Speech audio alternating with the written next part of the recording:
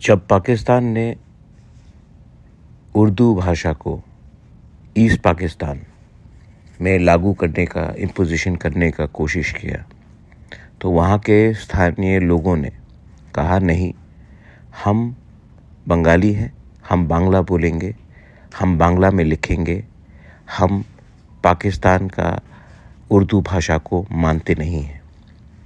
पाकिस्तान ने तभी भी ईस्ट पाकिस्तान के ऊपर उर्दू भाषा को लगाने का कोशिश किया, इम्पोज करने का कोशिश किया।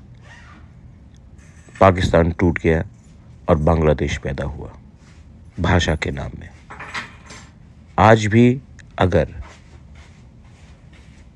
हमारे तिपरासा लैंग्वेज में कोई भी हो, तिपरासा लैंग्वेज को अगर हमारे मर्ज़ी के ख़िलाफ़ आप लोग इम्पोज करोगे तो इतिहास गवाह है कि जब जब भाषा को दबाने की कोशिश किया गया, जब जब हमारे ऊपर हमारा अधिकार छीनकर किसी और भाषा को हमारे ऊपर थोपने की कोशिश की गई, तब तब देश टूटा है।